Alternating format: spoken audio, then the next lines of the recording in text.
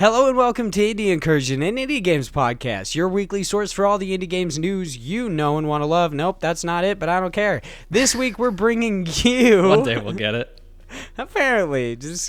It's kind of a train wreck. Why not? We got 4 awesome indie games news stories for you guys today. But before any of that, I'd like to introduce myself, Vaughn Hyde. I am one of your hosts, alongside my co-host, the illustrious Big Josh Boy. How you doing today, Big Josh Boy? I'm doing pretty good. How about yourself? I am pretty fantastic now that I'm actually recording. No issues with it, and yeah. Yeah, this time great. We won't have to randomly stop an hour in and redo the whole show. Yeah, this time we won't have to. I'm just going to ignore the obvious contempt in your voice. You're definitely not mad at me about that, are you? I would never be mad at you, except for all the Big Josh boys. Also, quick sidebar. Pretty fantastic. Does that just mean average? Like an adequate? Like what? How do you... Fantastic? Are you not sure that you're fantastic? Like you're almost there? Like is that what you're trying to close say? Fantastic. Yeah, it's like it would be better if, I don't know, I like had a sandwich or something. Ooh, you know what I mean? For a sandwich too. Yeah, just a little bit. Actually, I'm fairly certain that after we do this podcast, I'm going to eat a sandwich. Oh, that's pretty good. Do you have Publixes over there? I don't even know what that is. Oh my God. I've never heard of that before. Okay, yeah, never mind. It's more of a stretch because I heard them talking about it on NBC from the last week's episode, I think it was. And Casey DeFrida is originally from Florida, which has a supermarket called Publix, and they make these like awesome sandwiches. So I was so surprised when like a California-based show was like, "Oh, did you have pub subs?" And I was like, "How did they know about that?" Oh, I'm sorry. I don't have the cool sandwich places that the land of alligators and boa constrictors does. Nah, man. We have there's a place called Hugo's Deli. It's pretty good. I know. I'm friends with the son of the owner, so that's interesting. Wow, a yes. VIP. Not really. We're like, I guess we're kind of acquaintances now. We were friends in high school and haven't spoken to him in years. But every time I run into him, he's like 12 feet tall. He gives me a hug and picks me up. It's pretty intense. Wow. Does he give you a free sandwich? Does he feed you? Does he like cradle you in his arms and then feed you a sandwich? I've never tried to get that kind of special treatment, but I imagine if I saw him inside of one of these sub shops, yes, that would absolutely happen. I mean, I'm kind of a thicker boy now, so he might have issues picking me up. Yeah, I gained a couple pounds. I'm a little thick boy. It's all these Luna bars. Maybe he'll cradle you in his arms and feed you a salad. That's rude. Why would you do that to me? That's just atrocious. I come for the delicious sandwiches, not your stupid ass greens. Your greens. Well, I mean, you put the greens in your sandwich, don't you? You gotta put like some kind of like peppers or lettuce or spinach or something. Absolutely not. I'm there for the meats. Just a meat, cheese, and bread kind of guy.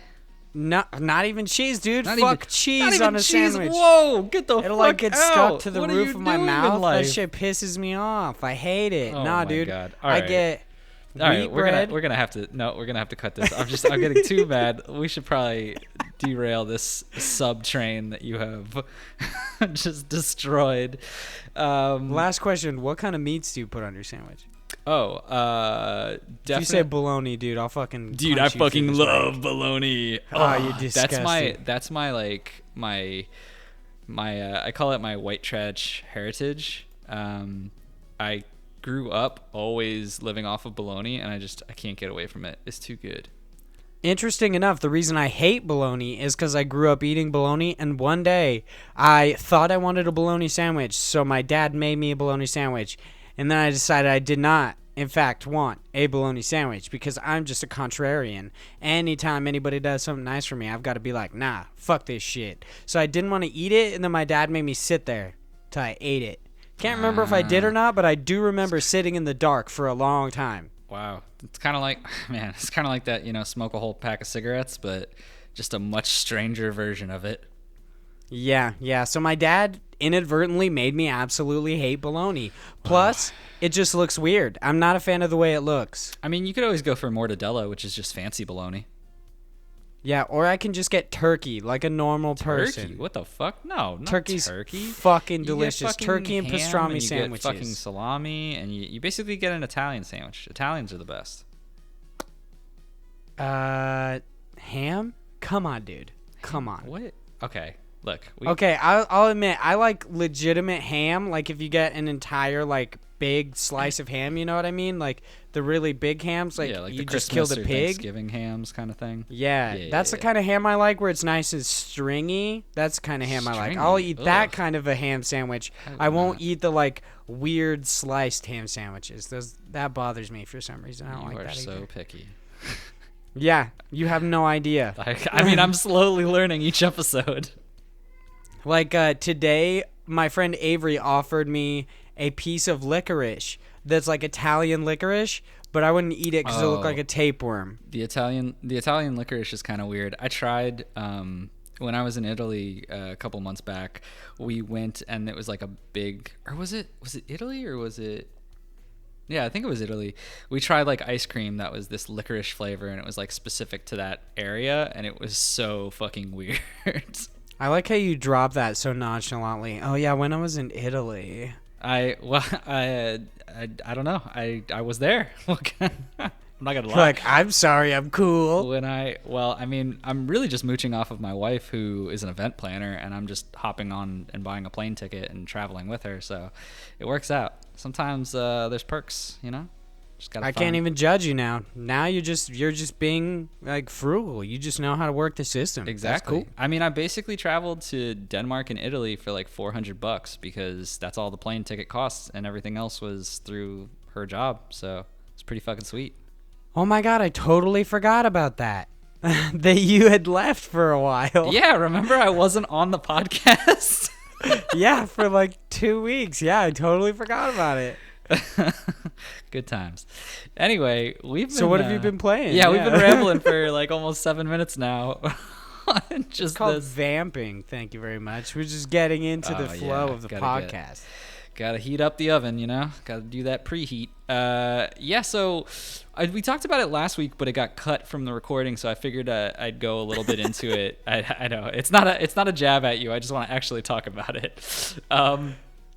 So one of the Kickstarters that we talked about a couple weeks back, Rogue Book, I decided, hey, you know what? I'm going to actually pick this one up because I really like it. And it was, of course, a card-based battle game. Naturally. Of course. It's a deck-building roguelike, kind of on the same pace as Slay the Spire, if you're familiar with that. Basically, what happens is you have four characters that you choose from, and you have to pick two of them. One who's going to always start at the front, and one who starts at the back of your party. And essentially, you have the two characters, and each one of them gets a certain number of cards that they get every time you start a run. It's always the same cards. It's their base deck. And then as you're going through the worlds, you essentially go vertically. And as you're running up, you unlock more areas. So it's always randomly generated what's ahead of you. And like the below you is constantly moving up as well each time you move. So you only have a limited number of places that you can go throughout the map in each chapter. And so you could either do things such as battling, which will reward you with money and a card. You can find gold piles that are sitting on the ground and just go there to collect money. You can go to shops. You can go to gamble to basically spend money for the choice at like random rare cards or rare relics. And then there's story bits, which are just like little events that could be anything. It could be like, hey, you're losing some of your health, but you gained this interesting card or this interesting relic that you can only find doing this story bit. So it's really interesting because you never know kind of how your run is going to be, as most roguelikes are.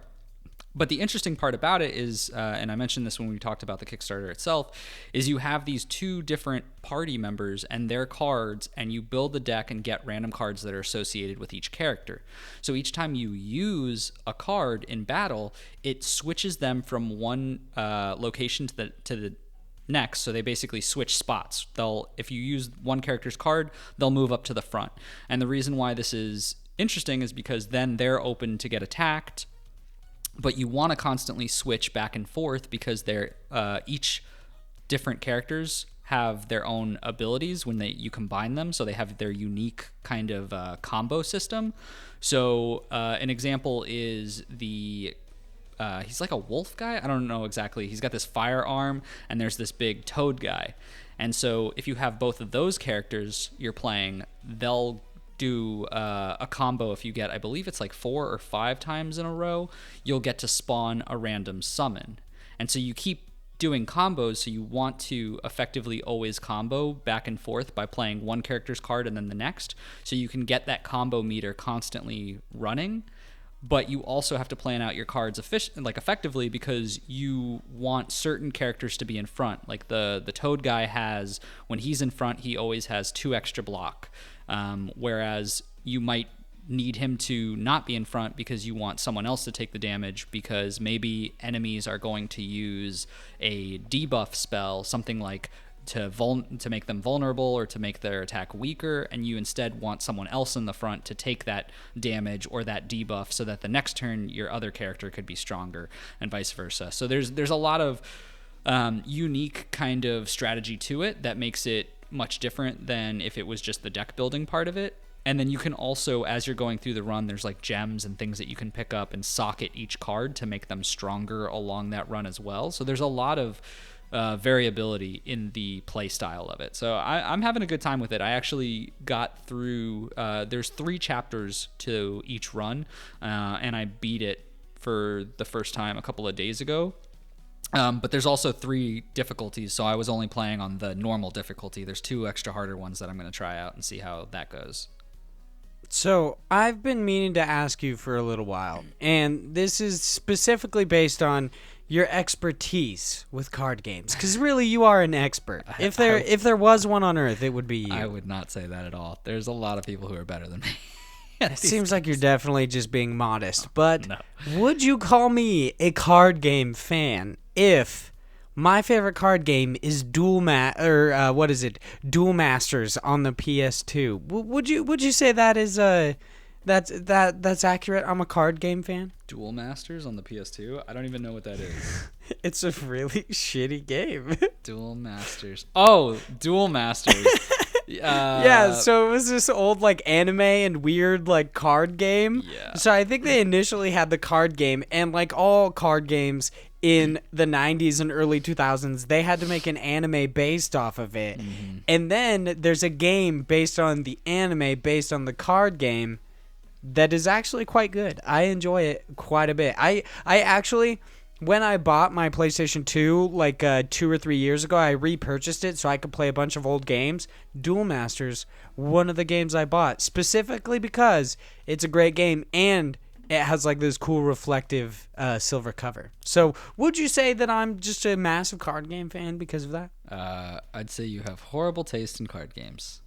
Oh, that is just mean. I will say, I've been wanting to pick up Slay the Spire more and more recently. Oh, you really especially should. It's fucking good. Like, hands down, it is the game that got me into the whole interest in card-based games. And a lot of people have been giving it credit to starting up the genre. Not starting the genre, but really popularizing it in, mainstream media just because of its success. But it definitely is one that is easy enough for you to pick up and have fun with it, but takes so long to get really good at. And it really rewards you for understanding the cards and how to play the game. Yeah, to showcase your point, literally in Roguebook's Kickstarter, they said Slay the Spire like 25 times. Yeah, it was outrageous. People from that community really love this game because they took a formula and really ran with it and did a great job. I mean, it's such a good game, and they're even talking about now. I just recently heard from one of their patch notes that they did all those ports and they got it out on all the different consoles, and it's finally live, and now they're working on adding in even a 4th character into the game and additional like DLC content for later. So you can spend so much time on this game. I've spent more than 100 plus hours on this, just that card game alone, just because there's so much replayability in the fact that you have different characters, you have so many different events, different, card combinations that you can create, different relics that you can get. So it's really good. And like going back to Roguebook, it plays into a lot of that, but it adds, the extra element of having different party members and having to position them in areas and having combos. So it really does a lot of, taking that same type of formula and keeping that side of the game, but adding different elements to it. So it's both are really good games. It's got like 5% left for it to get 100% back. So if you're hearing this and you think it's something you might enjoy, you should do it so that I can actually get the game. And also, yeah, Vaughn, you should definitely get Slay the Spire. So, as if you could actually think less of me after that Duel Masters question. I know nothing about Duel Masters. So. I've been on the fence about purchasing Slay the Spires specifically because I kind of want to buy its physical release. Oh my god. All right. And I don't want to buy it twice because I feel like I'm not going to get that into it, but I really want to pick it up on the Nintendo Switch because it seems like fun and mindless. Oh, it's a great Nintendo Switch game. Like it really is, because the actual, and this is one of the reasons why I love this style or this genre for the most part of this card game, is that you can play this at such a slow pace if you want and really think about it, or you can just fly through it, and you really only have to be present in the moment for just that one, couple of seconds where you're like, okay, this is what I'm going to do. This is my move. Throw cards at whatever enemy, and then you can go ahead and watch stuff, and the characters are going to stay right there. Nothing's going to change. It's like, it's a great mindless kind of just half paying attention, coming back to it back and forth kind of game. Nice. Speaking of not at all mindless, what I've been playing this week, and this is specifically because I finally got my sweet, sweet Hollow Knight Collector's Edition. It is so nice. I rubbed it on my face and other parts of my body. It was great. Yes. Wow. I mean, I'm not saying that you'll ever come to my apartment, but if you come to my apartment, don't touch my Hollow Knight stuff. It may have touched me in some nether places, but it's pretty fantastic, and you'd be surprised. So it came with these awesome 4 different lithographs for Quirrell, the Hollow Knight, the Knight, and Hornet. They're very, very cool, and they're 4x6. It is ridiculously hard to find a 4x6 frame that has 4 different slots. I can find 3. I can find 2. I can find 1, but finding one that has 4 in any store that exists just around me is like asking the moon of people. I don't understand. What's great? It's easily on Amazon. Yes, Yeah, you're gonna say I can pick it up on Amazon. I can, but I want it now. Literally typing it in right now and finding it for you. There's an abundance of them on Amazon, but I'm a lazy bitch. So because I got this Hollow Knight Collector's Edition, I have been playing Hollow Knight again. I'm like, hey, I need to buckle down. I need to finish this game, because however much I love Hollow Knight, I have not actually finished it because I suck dick at video games. And now I'm getting back into it. I'm not caring if I die. I'm like, all right, I'll get my Geo some other place. It doesn't matter. I'm actually even thinking about 100%ing it. I'm thinking about it. It's not going to happen, but I'm thinking about it, Josh. Dream big. Come on, dream big. That's what's important. Yeah, and I'm heavily researching the endings of it so I can get the perfect ending. I want a specific ending because there's 5, and I want one. You big old And shit. I also want another game where they let me play as Quirrell, but that's just a whole thing because he's my boy. I love him. Yeah, I mean, I'm super excited for Silksong. Me too. And speaking of Silksong, our first news story is over on Nintendo Life, and it is Team Cherry shares more Hollow Knight Silksong details, and it will launch when it's ready. Now, I'm going to say right now, before we even get into this stuff, okay, it's going to launch whenever it's ready. That's fantastic. I mean, I personally am a little hurt. I'm wounded. I'm not quite dead, let's be real, but like I have a broken leg. You know what I mean? It hurts me to hear that this is just going to come out whenever. Not really, because I want them to take however long it needs to come. It needs to be great, and that they don't kill themselves. That's fantastic. There are some things in this article that I think are a little weird. Like, they really talk about how they're like, oh yeah, and they actually talk about, I think it's right here, you can read the full blog. Nope, that's not what I wanted at all. Where is it?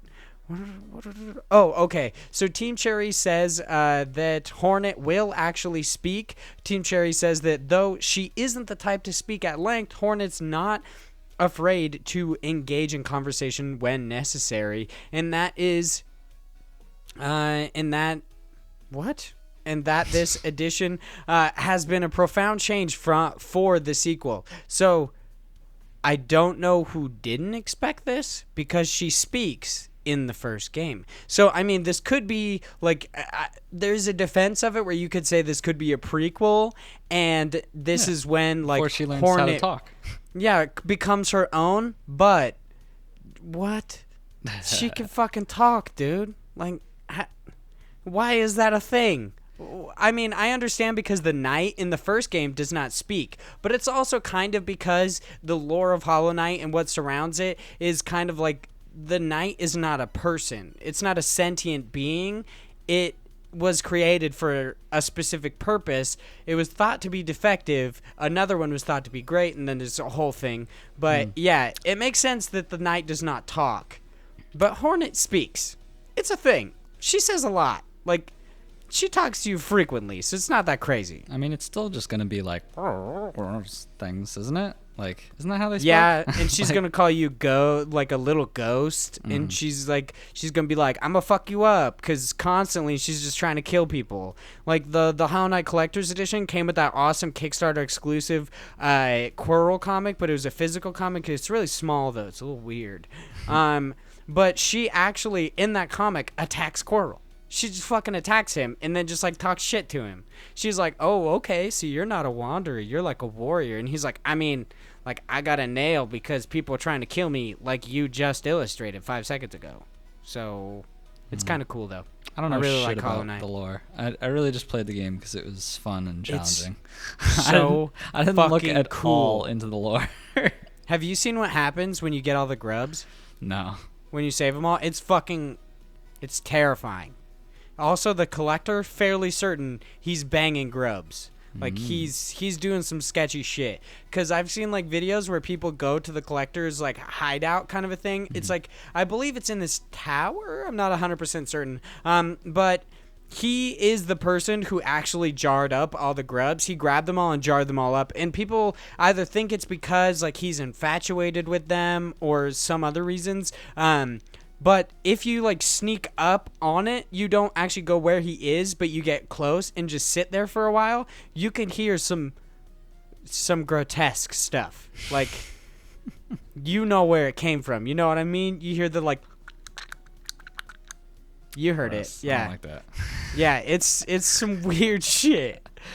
So, but the lore of Hollow Knight is absolutely cool. The only thing I'm somewhat terrified of when it comes to Hollow Knight is Team Cherry kind of getting, like, sick of this world. Like, them being like, yeah, we got Hollow Knight 6-song. Now we're going to move on to something else. And there's so many loose ends in the lore of Hollow Knight that you're like, but wait, though. What? Nope, I'd be fine.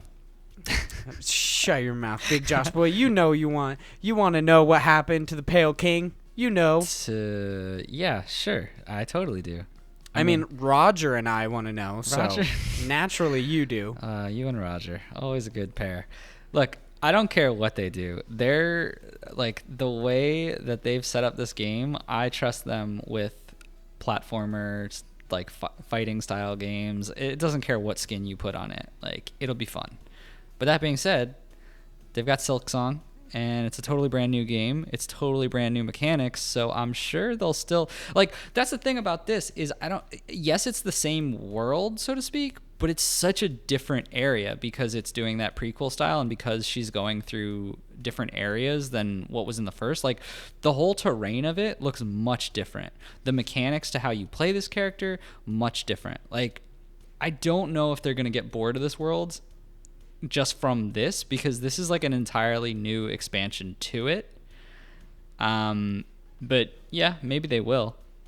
Yeah, I'm slightly terrified of it. I should preface all of this with saying they have not confirmed whether or not it is a prequel or a sequel. I personally believe it is a sequel to Hollow Knight, but with the way that some of the endings happen, it's like kind of weird. But it would be cool to like have in the original trailer, it has like Hornet kind of being carried in this cage. She kind of seems like a prisoner, but then breaks out. It would be cool to actually see this be a sequel.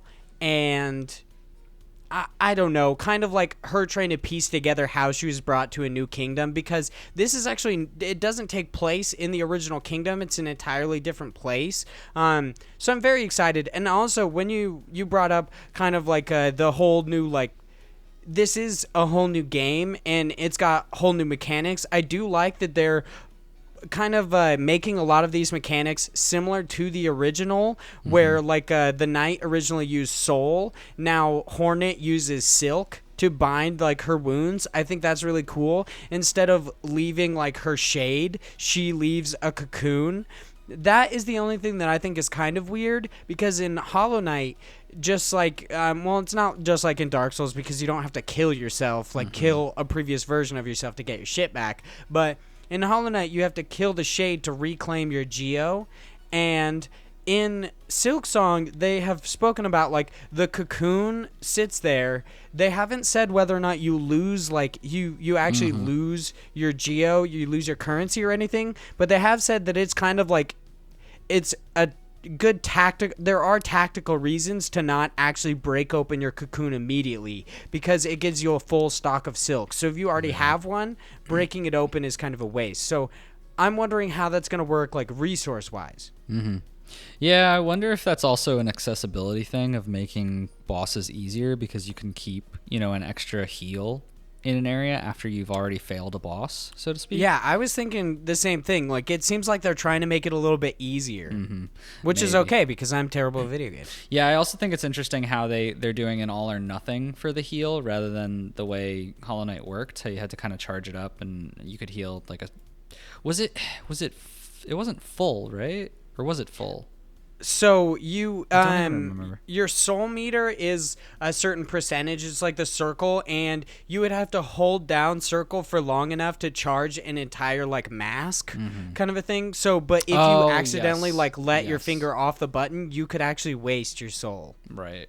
Which is kind of hilarious. Yeah, so this one is now instead it's just an all or nothing, and she uses 3 masks basically to heal up each time she does it.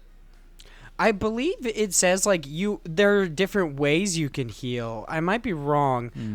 When you're carrying enough silk, you'd be able to use Hornet's Bind to heal much quicker than you were before. Heal 3 masks at a time, and even heal while in the air. So it seems like there are different actual ways you can heal. I believe it's saying the one while in the air, but doing so will consume all of Hornet's starting pool of silk. It's all or nothing, Team Cherry says. So I believe possibly when she's in the air and you heal, like that's when you lose all of it. But it seems like you have like different variations of how much you can heal, because you can heal faster, you can heal 3 at a time, you can heal in the air. All of these things being different. Yeah, I read that differently. I read it as you can do all those, but they're always going to use all of your silk and only give you 3 masks. But I might be wrong. That's possible. Yeah, I mean, I might be that wrong could. on that. Yeah, it could totally be right. I'm not 100% sure, but I guess we'll find out when the game is actually done. But a game that is already out and apparently kicking some major ass is My Friend Pedro. This next article is also on Nintendo Life. It is written by Ryan Craddock, which I should say, I believe Ryan also wrote the Hollow Knight Silksong article, because I think I forgot to say anything about it. This is My Friend Pedro clears 250,000 sales across Switch and PC in its opening week. Devolver Digital has revealed that its latest release, My Friend Pedro, has had a tremendous opening week on Switch and PC, selling more than 250,000 copies. Last week, the publisher revealed that the game had given its biggest launch to date on Switch without sharing any official figures. this article is so weird because it says that without sharing any official figures, it says, now that we have a figure, though, we can really start to put the success into perspective. Devolver Digital had previously boasted of Katana Zero's success after it sold 100,000 copies across Switch and PC in its first week in this April. Not bad at all. And then it said, to celebrate the occasion, a new behind the schemes video has been shared on YouTube, introducing the one-man dev team extraordinaire behind the game. Victor Agrin, something like that. It has a cool little thing above the A. I don't know how you do that on keyboards, if I'm being honest, but that is very cool. It's usually like an alt. You like hold alt or something and press a couple of numbers and it'll do it. I've never learned how to do that. People have. It's so cool. There's like languages where you specifically have to do that. I'm never going to learn another language because I don't know how to do that on my keyboard. The true struggle. So, have you played My Friend Pedro yet? I have not. No, I haven't played it yet. I wanted to talk about this just because we had mentioned it last week, but I still haven't gotten a chance to actually play the game. I just think it's super cool that this is doing so well, and it's also pretty impressive. Like, if Katana Zero only got 100,000 at that first part, and this is 250, like that's so much more. And I wouldn't have really expected that, to be honest. Like, I would have expected them to be much closer. I feel like, because I don't know, I feel like the hype was a lot bigger for Katana Zero when it came out, but maybe that was just because of the timing of it. I don't know. I feel like it might be the exact opposite because I didn't actually know much about Katana Zero until they showcased it during, like, I believe it was one of like Nintendo's directs based on indies. I didn't even know about it till then, but My Friend Pedro had been shown like several times. I guess that's true. I don't know. I felt like when it first came out, there was so much more going on, but maybe that's because My Friend Pedro has come out so close to E3, which is also impressive because, like, you know, there's so much hype. It's easy to lose a game in the midst of it. Yeah, that's very true. I mean, we are kind of in, like, I won't say we're in a drought right now because there are new games coming out every day that are fantastic, but it kind of came out at a nice time where it doesn't seem like there's many AAA games just waiting in the wings to be played. I believe the closest one is, like, Wolfenstein Youngblood, and that doesn't even come out until the 26th. I mean, so you've got we've Mario got some Maker, time. though, you know what I'm saying? Dude, oh my god. Watching people eat shit in Mario Maker is the funniest thing on earth. Dude, I was watching Andy Cortez. Yeah, like, dude, I've been play, watching and he's Andy Cortez. super pissed. It's so fucking funny, dude. I love it. It's He really just good. keeps dying in like the same place. I love following people and then they post on Twitter their like rage reactions to being stuck in Mario Maker levels. They're like, I've been on this for 30 fucking minutes. Yeah, it's pretty fucking nuts. And those levels are really fucking hard. I beat my first super expert level the other day, and it took me a long time. I was like, Jesus Christ, I don't know how people can get this good. Yeah, I'm not going to pick up Mario Maker, let's be honest, because Mario's an asshole, but man. This weird fucking thing. One day I will elaborate on my idea that Mario's an asshole, but not today. Whatever, man. It's a good game. It's a fucking good game. Anyway, but that's not what we're talking about. My Friend Pedro, fucking good for them. It's awesome. Yeah, this is amazing. I'm glad that Devolver is doing well. I'm glad that Dead Toast Entertainment released a massively successful game. What a interesting name. Yeah. I mean, it was one guy, so he didn't really have to, like, you know, like, bounce ideas off anybody. He's like, you know what, dude? Fucking Dead Toast. That's what I like. Yeah, why not? I don't know how that works, but... Yeah. Yep. Well, when you're the boss, you make your own rules. You know what I'm saying? His game also features a sentient banana, so this guy might not have, like, all his marbles, you know what I mean? Like, or maybe he has too much. You know what I'm saying? that's true. Maybe he actually knows that not only are there lizard people on Earth that are controlling our government, but there's also sentient bananas doing the same. That was a pretty big jump, but I'll It's a allow massive leap. Massive leap in logic. Speaking of massive leaps, Exactly. Thank you very much for that. Our next news story is over on IGN. It is written by Ryan McCaffrey, and it is Cuphead, the Delicious Last Course DLC delayed until 2020, and new trailer released. In a press release, the team cited a desire to avoid unhealthy crunch. I totally skipped the first line, so I'm going to go back and actually read it. So developer Studio MDHR has announced that the upcoming DLC expansion for Cuphead, called Cuphead, the Delicious Last Course, has been delayed until 2020. In a press release, the team cited a desire to avoid the unhealthy crunch on a project that is all too common in the gaming industry, saying the development of the original game taught us a great deal about the importance of making things in a way that's healthy and sustainable for our team. It looks... It also sounds like the DLC simply needed more time in general. While we initially announced a 2019 release date for the Delicious Last Course expansion, Studio MDHR said, "Our highest priority is making sure this new adventure meets the meticulous level of care and quality we always strive for." Now that's wheel. Yeah, it's wheel.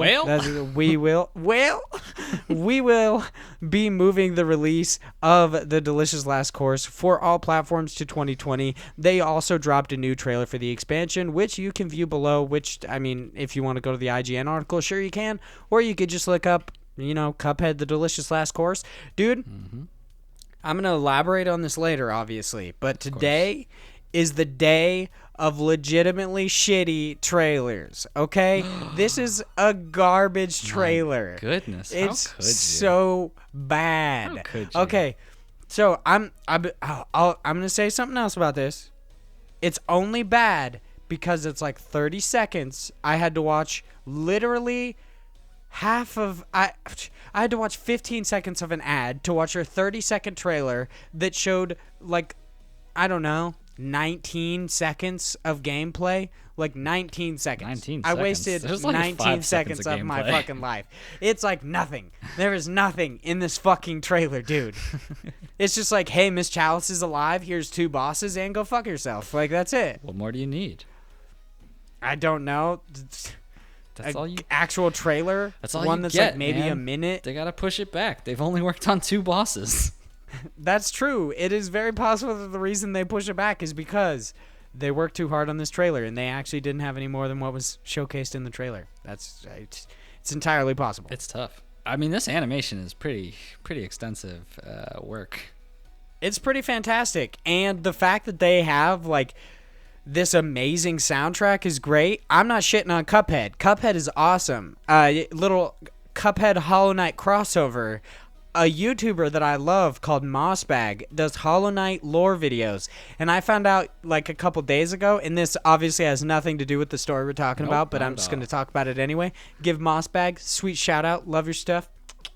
Good stuff right there. But he has a video that's literally like 5 seconds. It's like it's probably just as long as this fucking gameplay trailer, dude. And it's like the lore of Cuphead explained, and it has a devil, and he's like, the devil. Why would you fuck with a guy that can literally shoot bullets out of his fucking hands? And then it ends. That sounds about right. It's a fantastic video. He makes some great videos. I really enjoy them. But yeah, Cuphead, the Delicious Last Course. How do you feel about it getting delayed? And also, how do you feel about the recent it seems like kind of a tidal wave of games getting delayed, and then the reason being to avoid crunch? Yeah, you know what's interesting is it's like, do you think it's because of actual crunch, or are they just using that because now it's like, almost like, no, we're the good guys. Don't. I was actually going to ask you that. I was going to bring that up because I was like, okay, there is a legitimate. You could have legitimate arguments either way.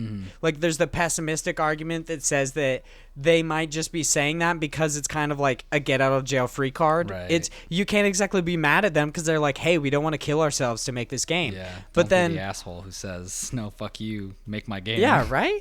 Yeah, or like there's the other side that's like, yeah, no, they just like they wanted to make their game. They're not lying. They needed more time. So I don't know. How do you feel about that? Because there's a lot Like every game, I swear. Yeah, it's been happening a lot, but I mean, I'm not going to be the one to say like, "Hey, I'm calling you out on this," because I mean, I really don't know. I don't know the scheduling or anything inside of MDHR Studios. But one of the things about it is like, well, if you didn't want crunch, you probably should have pushed it out later. You probably should have done something different with planning. Like, you should probably know a little bit more realistic on the expectations of your dev team and where things are going to roll out.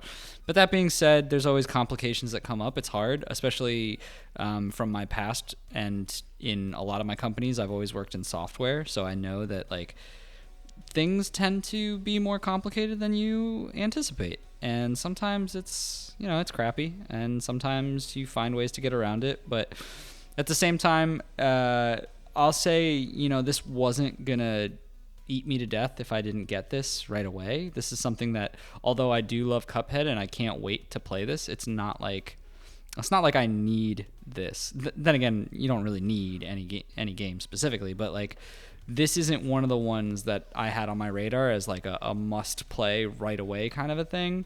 I definitely want to experience it, but I'd rather them push it out further if that means I'm going to get either A, more, or B, have these levels more polished, because a game like Cuphead really demands that kind of fine tuning, because if this is a game that's not 100% on par with how it should feel, it's going to be terrible, since everything is so one wrong move, you're dead kind of a feeling.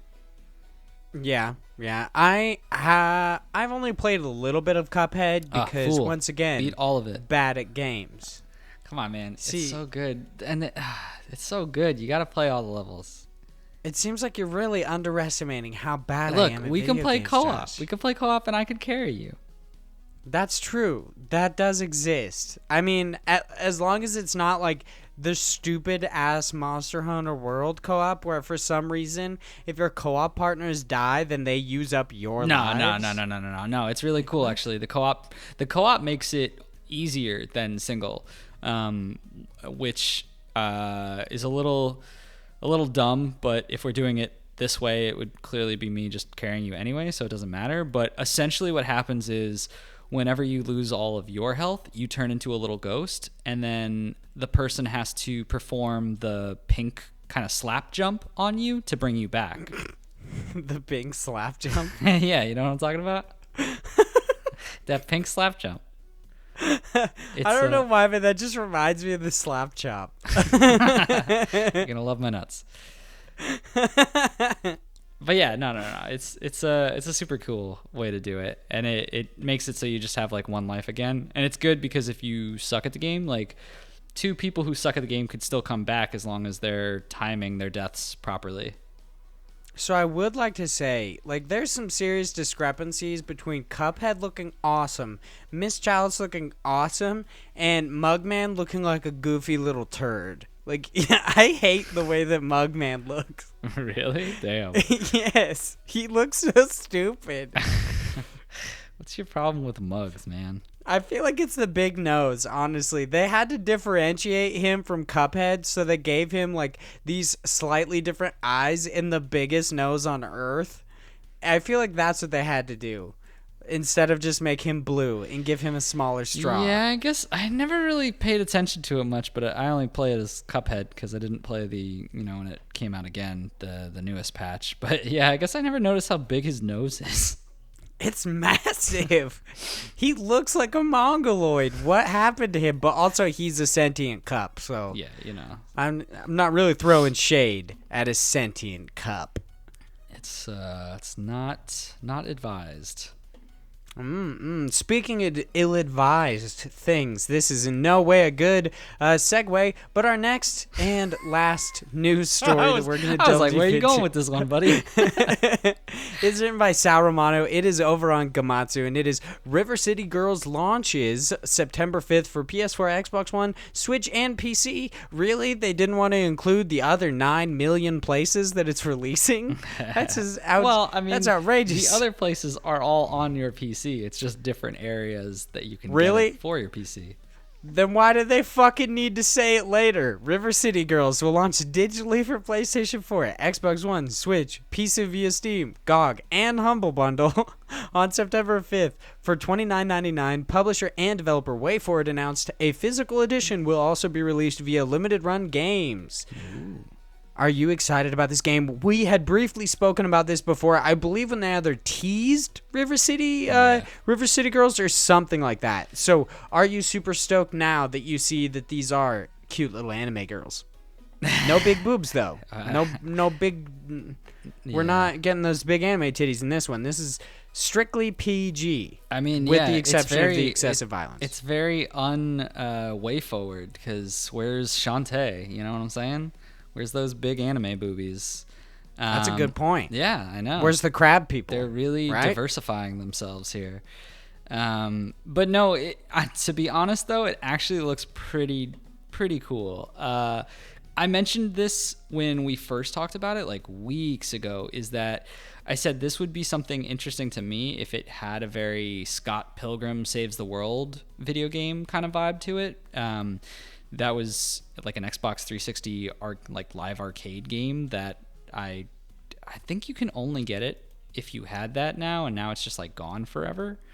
But anyway, it has the same kind of look and feel to it, at least from what I've seen in the trailer of it.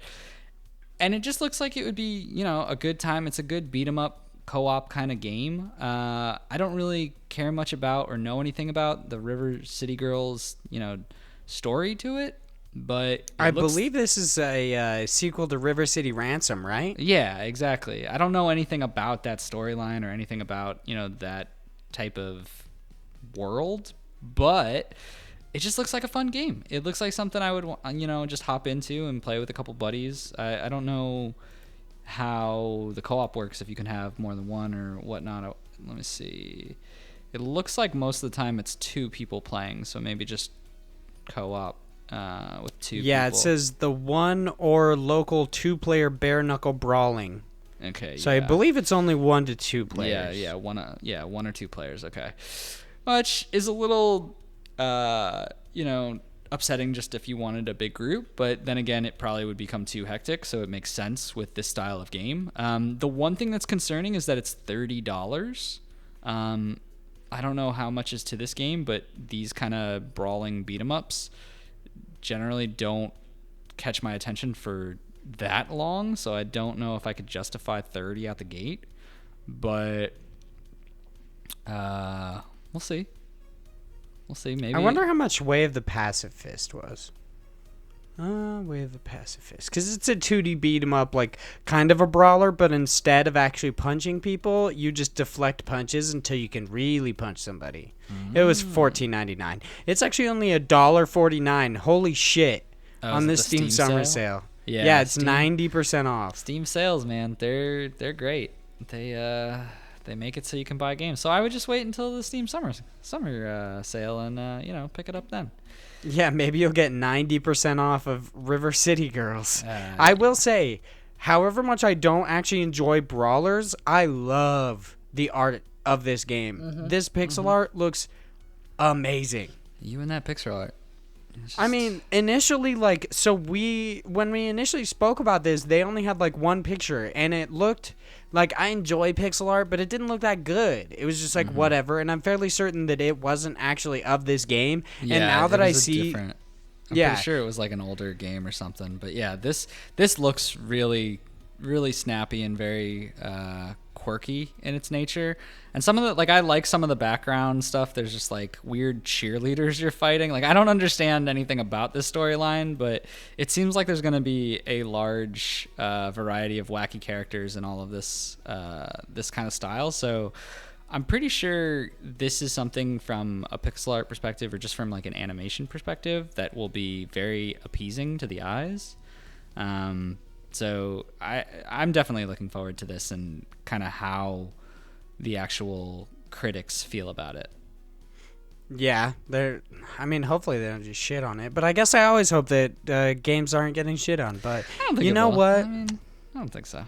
Yeah, this game looks pretty good, and it's gonna take a while to get here. Is this September 5th? That's past my birthday. I'll be 24 years old by the time that game comes out. Oh, you know? you're a little youngin'. Yeah, I'm 23. I'm 28. Oh, well. Well, You could be my poppy. all You know right. what I mean? Come on, son. Let's play that River City Girls together. I don't know why I got this accent from being olds. I think. Yep, that's so weird. You immediately go like southern, like it's a little odd. I think it was just because you called me Pop, and I think of like someone calling Pop to, I don't know, more of a southern dialect, I guess. I don't know. I don't know. That's okay. That is it's a little odd. But speaking of odd, this next transition is going to be real odd. Are you ready to get crammed, Big Josh boy? Cram. Alrighty, guys. Now we're hopping into News Cram. This is where we just seriously go through it at a breakneck pace of all the other indie games news stories that came out this week, and there are a lot of them. A lot of good ones. Maybe I will, maybe I won't shit on him. You never know. Maybe we'll stop, just do like a drive-by, you know what I mean? Yeah, but my neck is ready. So first, over on IGN, we've got Terraria, Nintendo Switch release date set for this week. It's got weird pickaxe animations. I'm all about those shitty pickaxe animations, dude. You know you love it. You know what does have good animations, though?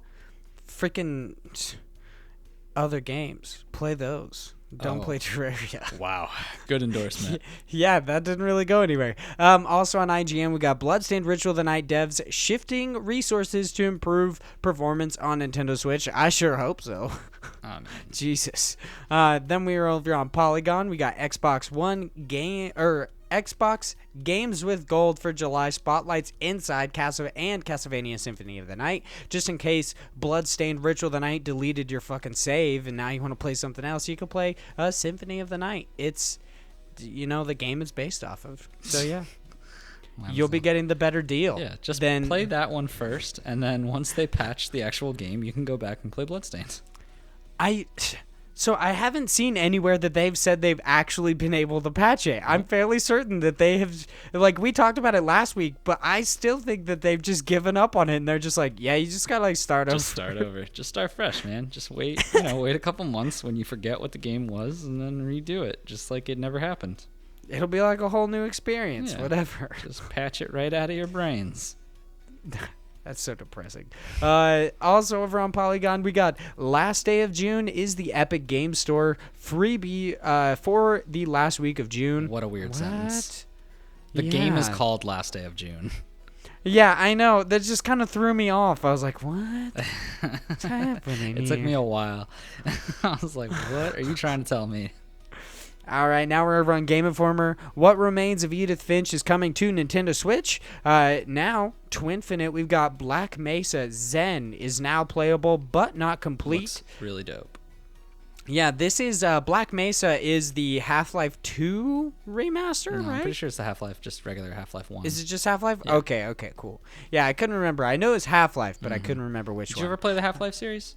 No, You derphead. It looks weird. What? It just looks fucking weird, dude. It's a classic, you monster. Yeah, no. Right. Well, if you, I might play it. I mean, the summer Steam sale, it's like only $7 now, and normally it's like 20 if you want to get Black Mesa. Man, I could play an unfinished game for $7. I mean, honestly, Yes. that's pretty good. There's some AAA titles that aren't finished, and they're making you pay $60. So He got me there. I definitely did pay $60. So yeah, you got you bought me. Anthem. You know the. Our next story is over on Nintendo Life, and it is Luca, Born of a Dream, brings Nightmares hack and slash action to Switch this week. Then we also stay on Nintendo Life for tactical top-down shooter Police Stories fires onto Switch this September. Then we got Kamiko has now sold more than 250,000 copies on the Nintendo Switch eShop. I am not surprised at that because they're like one of them. always. Wow, isn't that game like always on sale and always like $1? I don't know. I bought it for like $3, I think $2 or something. I bought it like last week. I see it on sale constantly, and I'm always like, maybe I should get this. It's only like $1 or something, but I just never do. Yeah, I've yet to jump into it. I was playing Ambitions of the Slimes. I think it's plural. And I played some Breath of the Wild, and now I'm just on that Hollow Knight train again, dude. I'm gonna beat it. Wow. Probably not, but I'm gonna try to beat it. You know. I'll just wait. Till I'm it sucks slowly throughout this podcast going like I'm really my resolve is softening, and I'm probably not gonna beat it. Yeah, we'll see. Like 4 episodes from now, you'll be on something new. That's true. That's very true. The next news story in Newscram is pre-orders go live for 3 beautiful Switch Signature Edition releases. They do look quite beautiful. I'm not going to buy them. Yeah, the Children of Morta one looks really, really good.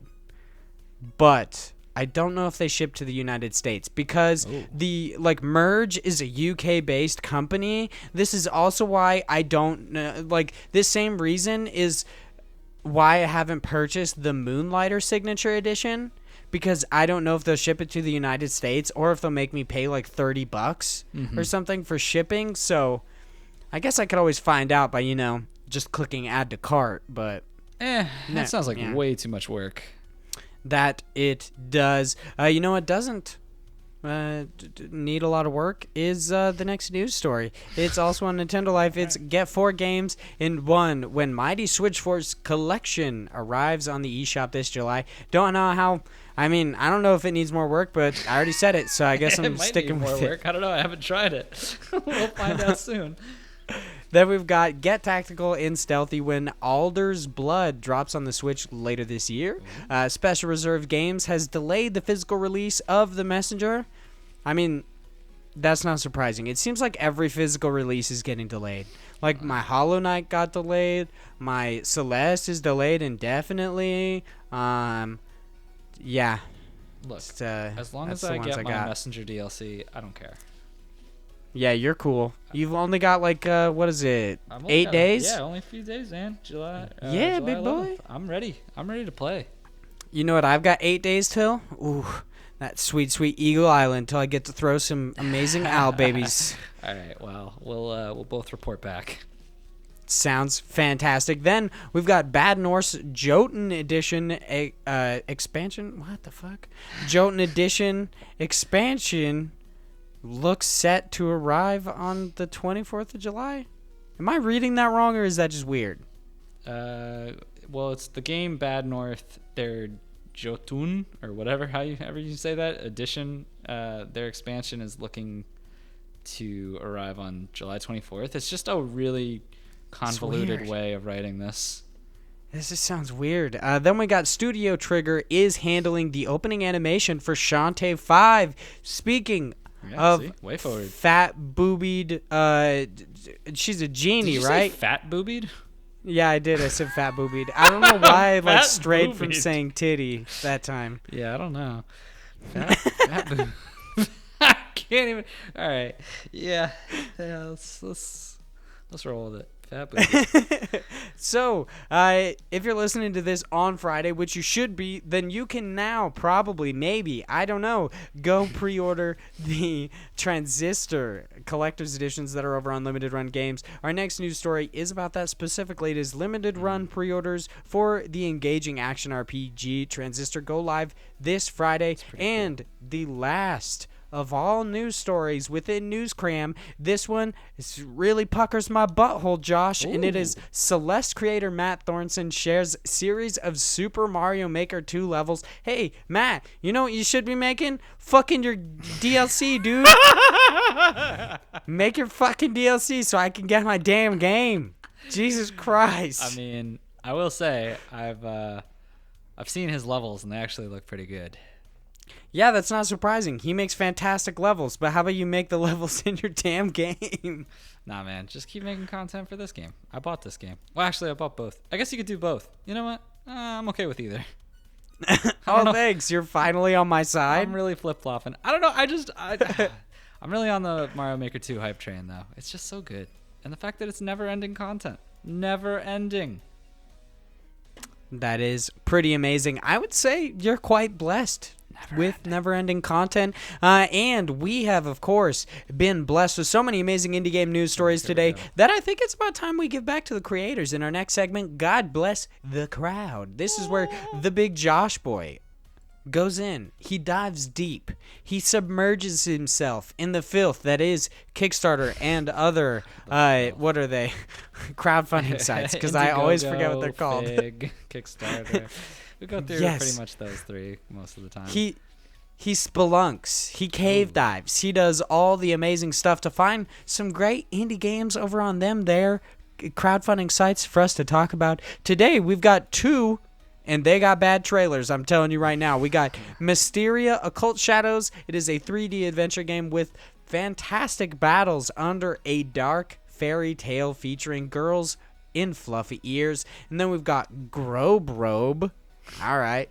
No, Grobe Rode. Yeah, playing as stretchy aliens whose main job is to make a mess. So, let's talk about Mysteria and how bad its trailer is. It is just like anime fighting the whole time. Yeah, I really didn't. No story. I really didn't understand what this game was from the trailer. I had to go through the entire Kickstarter to find very small, weird, like GIF images of the actual gameplay, and I was like, "Oh, this is terrible quality."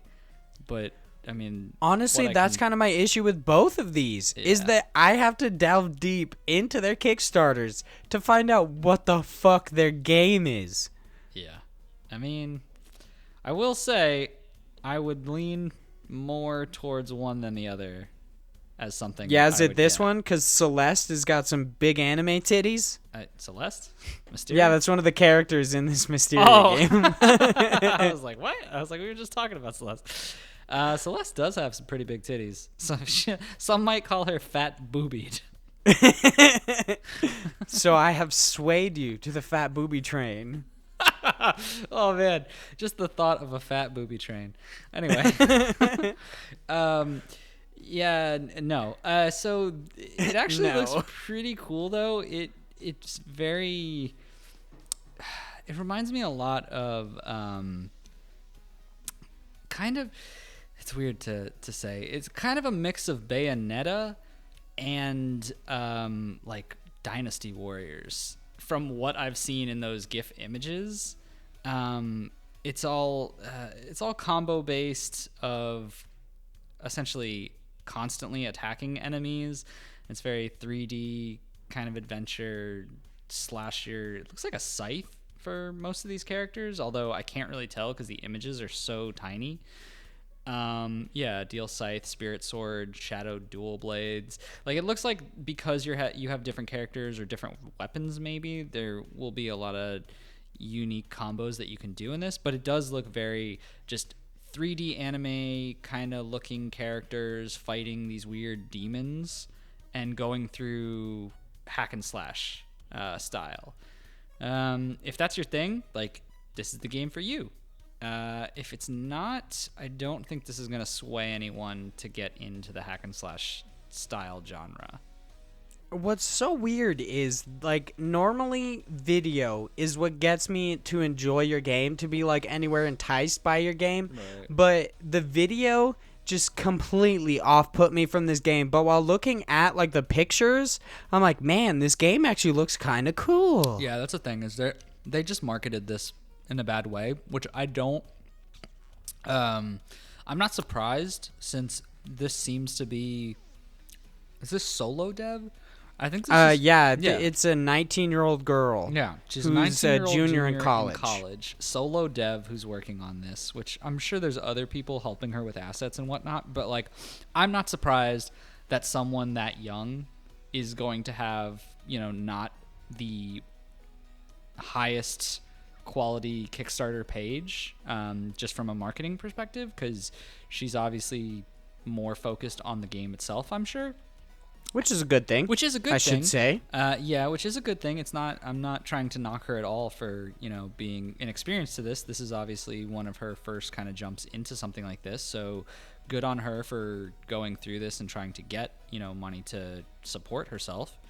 But that being said, yeah, there's a lot of room for improvement in the way that she's showing this off. But, even to that point, she's still made already 9,500 dollars, and her goal was only 6,000. So she's met her goal, which it seems like, that's what she needed. That's what is going to take her to the next stage of this game. So there's no risk at this point, and she did get what she wanted, but I feel like this definitely could have been something that took off a lot more, or at least, at more of a higher, I guess, just rate. Just because there's still 26 days left to go, and they've made, or she's made 9,000. They've made their goals, so now it's just gravy. They've made their goal and plus that, but I feel like when you're talking about like the anime titty kind of genre, there's a lot of weird people out there who are all about this regardless of what the game is. So I feel like she could have been making, Subverse money. Yeah, that's very true. It is actually 3 people, it seems. Okay. There is Final Unreality Cat, which is the girl that we've been talking about. Then there's Sashihara, maybe. Shiisya, maybe. Yeah, and then there's JX Master, which is the script writer. Right. So 3 different people working on this game. I mean, the still images look good. The trailer does not. Some of the animations look legitimately laughable in this trailer, but something I really, really enjoy about this Kickstarter is actually, like, I believe somewhat of a detriment is actually how it's so simple. It's only got like 3 or 4 tiers. That's it. Mm-hmm. Like they obviously, like every other Kickstarter, could have done 80,000 tiers, but they instead were like, hey, we've got 4 tiers. They're all somewhat affordable. Mm-hmm. Like the game itself only costs $10. That's pretty sweet. Yeah. And then you can get additional like digital stuff. Mm-hmm. They're not even offering physical stuff because I'm assuming they know they can't do that. And like you said, these guys seem to be devoted to actually creating the game versus doing anything with marketing. Yeah, they don't have, like, you look at exactly the people who are on this. You have someone who's a producer, supervisor, gameplay, chief programmer. They're all wearing those same hats. That's an enormous amount of work to take on all at once. Then you have a tool chain programmer, CTO, and merch supervisor. That is a weird one to clump together as well. And then you have a scriptwriter who's literally just doing digital media and specializing in creating the story for the game. You have no one here who's really like the main person of actually doing anything from a media perspective, or at least that's being advertised as that. And for that reason, it's most likely that, they're focusing on just trying to get this Kickstarter as saying, here is this game we're trying to make. And then from there, they'll probably learn as they go, which is fine. I mean, that's how you have to learn. You have to get better at it, but they definitely could benefit from someone who's focused on that. And I think one of the things that is very telling is their tiers, like you mentioned. There isn't any physical things, which I'm not, honestly, I don't think it hurts them, so to speak, in a way of like, they definitely would lose a lot of money because they'd have to find people and find companies that they could outsource that to anyway. But at the same time, yeah, it does make the tiering system. There's not like, they can't make a ton of money because there's no one who's going to give them that $2,000 tier kind of reward. Yeah, that is kind of sad. I do love about this that like they know what this game is, seemingly. How they say like meet the waifus. Yeah. This game gave me Subverse flashbacks because the same thing happened to me with Subverse, where I was looking at it and I was like, this looks interesting, and then I got to like the part where they were showing like the women, and I was like, is this a porn game? I was like, this isn't a porn game. There's no way that would be a thing. And then I was like, oh no, it definitely is. And I thought this was gonna happen with this one, but then I was like, oh no, it's a regular game. They're just they're pushing that, pinup girls kind of look to it. Which I totally like. That's awesome. Go for it. I'm glad that they're like if there's a way that marketing succeeded, it is saying waifus and such. They know what's up. But I think it's about time we hop over to Grobe Rode. Oh jeez. this game, they're trying to get $8,813. They currently have $148 with 8 backers and 53 days to go. I do not think there is a world in which this game gets backed, because what the fuck is this game? The trailer has so much gameplay, literally nothing else. And that gameplay showcases nothing. Nothing. I watched it and I was like, is this just like a worm? Is what? And then you go down and you're like, oh, okay. You actually go down and read the game description and you realize, oh, it's Donut County, but with a worm. Man, what? Yeah, I was thinking Katamari Damacy. I was also thinking that it kind of reminds me of Katamari, but still, like, what the fuck? Yeah. So I will say, like, this is one of the things. Essentially, what this game is, it's a very Katamari Damacy style. Like, you show up in a world, you're essentially these two aliens that are kind of like stuck together called Grobe and Rode.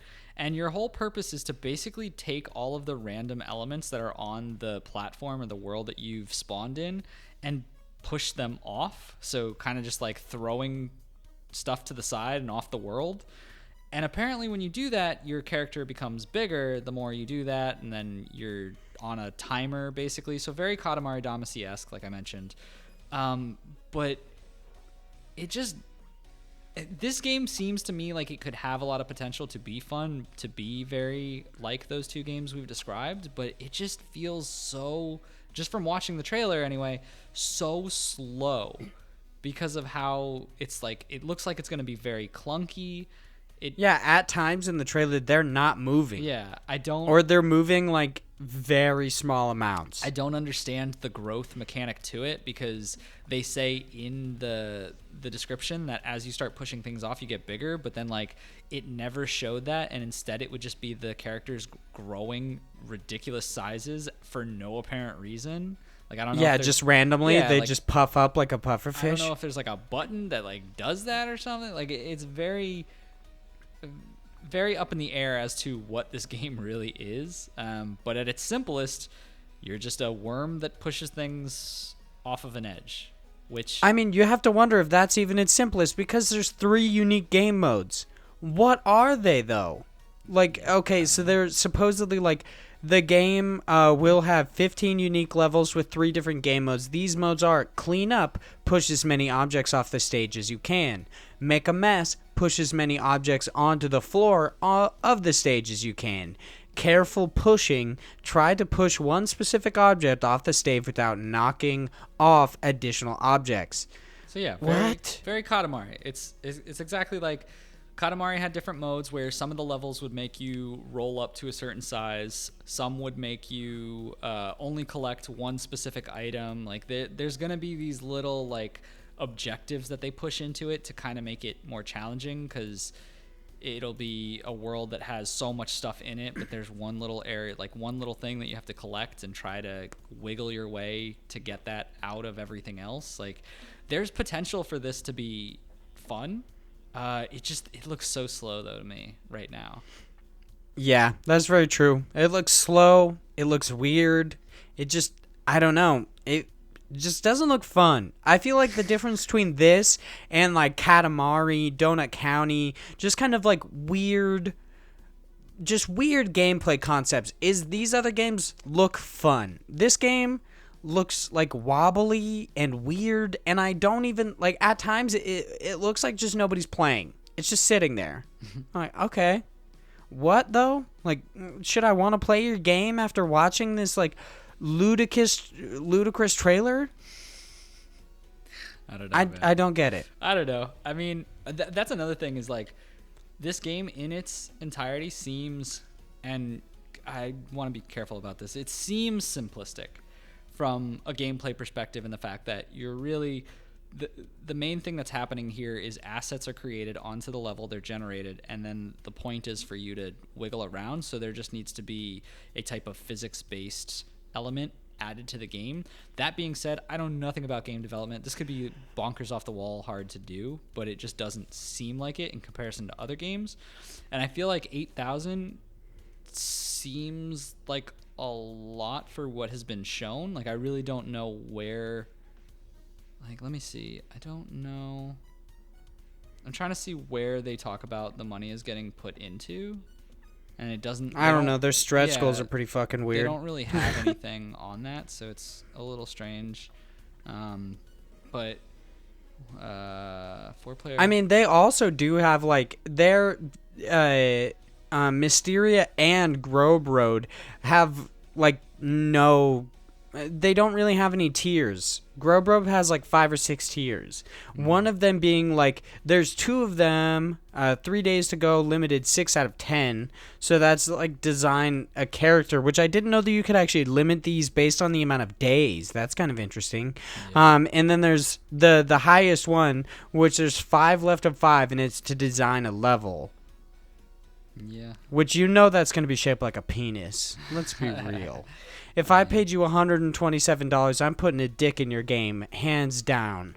I mean, they got to do it. It's $127. Yeah, I paid you $127. You better let me put my fat dick in this game. Jeez.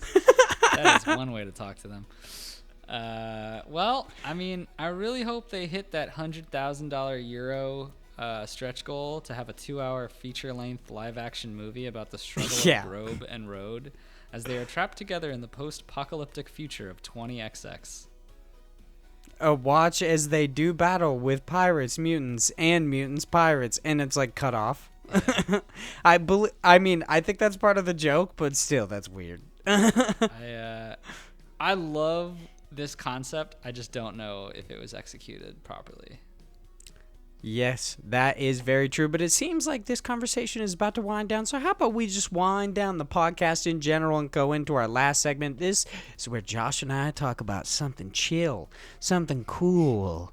Almost never get annoyed about dumb shit that happens in the gaming industry on a weekly basis. This week, I want to talk to you guys, the audience, and the big Josh boy, of course, about Sony talking about the PlayStation 5's kind of reliance shifting. I guess they never actually relied on indies, but their like focus They're doing shifting pretty well for from themselves. Yeah, their focus shifting from independent games to more like AAA exclusives, just large, bigger budget games. They want to be known for larger budget games and less for indies, so they won't they went on record saying they're not targeting indie or small developers as resources are limited. Case in point, Sony is not planning to showcase independent developers at this year's Tokyo Game Show, which it has done in previous years. So I want to know, and I feel like it's also kind of weird that they also said, one of the officials explained that Sony believes people will buy the next console for high quality exclusives rather than small games already available on mobile. When they say on mobile, are they talking about the Switch and calling it mobile, or are they just saying that like all indie games exist on your phone? Because that's a little weird.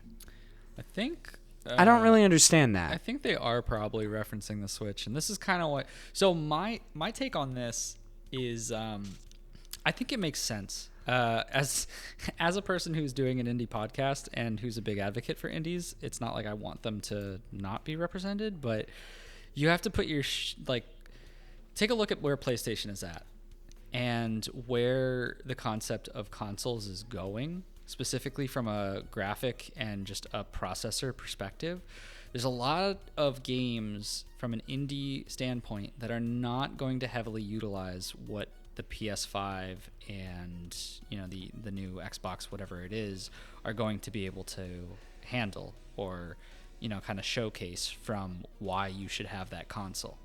See, the reason why PC works where indies can be whatever is because it was easily sourced there, and because most people who have PCs were generally into playing, all types of game, even not just high graphic fidelity kind of style games. With PlayStation and with Xbox back in the day, it made more sense because they were kind of on par with what was graphically manageable for that time for them to be into indies. And I think that's why Nintendo is really good from an indie perspective, is one, because of the portability of it, which just makes it amazing, but two, because from a graphic standpoint, the Nintendo Switch is pretty on par with anything that you would see from an indie perspective. Whereas PlayStation's obvious next step is going to be we can be bigger and better than we've ever been before from a power standpoint. And I think what PlayStation needs to do at this point to compete in the market, especially when you're getting into the kind of mindset where people like Google Stadia are coming into play, where you can say, oh, you can have your games anywhere you want, kind of a thing. You instead want to focus less on saying that you can play all of these games, because that seems to be what a lot of competitors are trying to push for. And instead you want to say, well, you can only play these awesome PlayStation games here, and this is why we're the best console, because we can do X, Y, and Z. Yeah, I understand the idea that I really understand the viewpoint that kind of the rhetoric, the talk about consoles is that they're getting bigger and brighter. People want games to seem more realistic. They want AAA experiences, and I understand why Sony would say that now. It's not that they're not going to have indies. They're of course going to have them on their platforms. They just aren't going to do a lot to showcase them. Yeah, they're not bringing them. They're not like bringing them to Tokyo Game Show. They're not doing all sorts of other stuff. I understand that, but I don't know. I feel a little weird about it, mostly just because Sony has relied on indies in the past, and it seems like now that they don't necessarily need them because they are in a stable place, whereas versus back in the PS3 days, they needed them because they needed a reason for people to buy the console. Right. So I feel like now it seems like they're kind of sweeping them under the rug because they don't need them. But of course, I don't think that's what they're doing. They're just trying to change they're trying to control the message about their console, which is that it is a powerful console that they put like powerful experiences on. Not saying that indie games couldn't be those, but they're generally technically just not that like visually impressive. Yeah. You know what I mean? Not like realistic. Yeah, and that's not to say that there aren't amazing indie games that have crazy graphics, because there are, but generally from a budget standpoint, realistically, you're not going to get every single one of the indie games that comes out to have that same kind of, framework that a AAA studio would have. And I think it's what you mentioned. It's the actual image. It's their presence in the market. They want to be renowned as that specific. We do amazing, crazy, powerful games that are only specific to our very powerful console. And if you want them, you have to get our console. And it becomes, a real struggle going into where cloud-based gaming is kind of sweeping the market now. Obviously this is very early into it becoming a thing, but that's where you can see there's going to be a jut between different audience of saying, I want to see the highest powerful, best graphics, versus the people who I want to have it all cloud-based and be able to play it whenever I want, kind of a thing, and stream these games rather than have to use that specific console. So I think it makes sense. I think from a marketing perspective, they're definitely pushing in the right direction that they need to go. At least, with how they've presented themselves in the past. I do think it does burn them if they stumble down the road. And I think, we can obviously tell that there's some cases where they might be not really burning their bridges, but if they're in a rut, kind of PlayStation 3-esque, it'll be harder for them to come back, I think. But they're at the top of the game right now, and I feel like they can make those type of choices to try and continue pushing that, well-named brand. Yeah, this might also just be me kind of feeling, I don't know, kind of coming up with my own story behind this. But when you think about the big picture of indie games right now, PlayStation is not really where you think about indie games. You think about indie games on the Nintendo Switch, and it's because like indie games have marketed themselves that way. Yeah. They have like come to the Switch. Every like news stories we've seen is that indie games sell so much more on the Nintendo Switch. So in my head, this kind of seems like Sony being like the jealous boyfriend that like comes up and like tells a bunch of people that like, oh yeah, no, I dumped her. Yeah, dude, it was all me. Like, she didn't do nothing to me. And when in reality, it's the exact opposite. I don't know. That's probably not realistically what happens. I don't think but so. In my head, that's what's happening right now. I mean, that very well could be it. I don't know.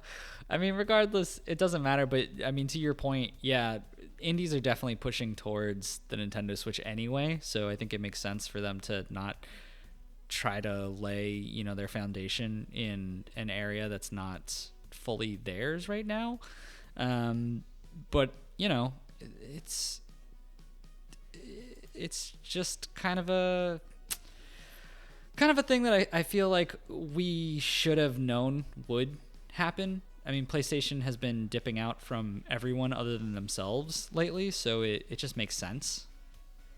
Yeah, it seems like Sony and PlayStation are kind of doing the opposite that everyone else is doing, where they're kind of focusing on their own like AAA experiences. They're focusing on what they've made. They're kind of being like isolationists versus like Microsoft doesn't really have like things that they can necessarily brag about, but they are showcasing like indie games right now. They're making it apparent that, hey, we have these indie games that were only on PC beforehand, and now we have them on Xbox Games Pass. Yeah. They have that, and then there's, of course, Nintendo. He literally does showcases specifically about indie games. Yeah. So they're like, hey, we've got indie games. And Sony's like, dude, we've got fucking God of War. I know. Like, where's that?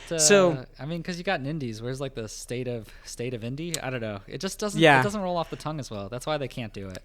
That's very true. Yeah, it has nothing to do with jealousy or money or really representation at all. It's just the fact that they can't figure out what word to use. Pretty much. I mean, I don't know it. I'm stumped. That's true. I am as well. I think that's a good place to end this podcast. Thank you guys so much for listening. If you guys liked it, make sure you, write a review, like it wherever you're listening to it. Just follow us in general. You could buy a t-shirt, which, they're pretty cool. They're pretty freaking cool. It's got my face on it, got Josh's face on it. I would say that they're bangers, but I won't because no. Yes, it's a banger of a shirt. Yeah, literally. Yeah, and it's great. You guys can pick those up. You can go to parallaxmedia.one, click the merch tab, and you guys can pick those up. Or, of course, you can just go to Teespring, look up the Parallax Media merch, I believe, or Parallax Media store, and you can find them there. You got the Ghost of Von Hyde shirt. You got the It's a Banger shirt. It's got me and Josh on there, and you got the Parallax Media shirt. Super awesome. Super great. You guys can follow the podcast at IndiePod on Twitter. You can follow me at Hyde Legion, and you can follow Josh at _George90. So I do have to say something real quick. Okay. I have thought for a while, and I'm waiting for the day where you and I have such a disagreement about something that we can make a bet. A bet that is so intense, okay? Like a world-changing bet where in the end you have to change from the _George90 to the Big Josh Boy. That is, I'm crossing my fingers for the day when you have to change your Twitter handle to the Big Josh Boy. I mean, that's what's going to happen. So be prepared. Oh, no. If a bet ever comes up, I gotta know my shit. I'm not only going to win, you are going to be the Big Josh Boy. Oh, no. I don't think so. You're like, I'm not even going to make bets for the rest of my life. I will not make bets. Never making a bet with you.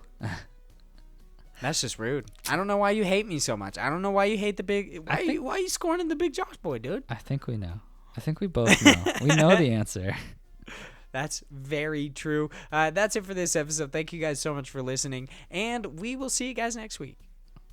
Bye, guys.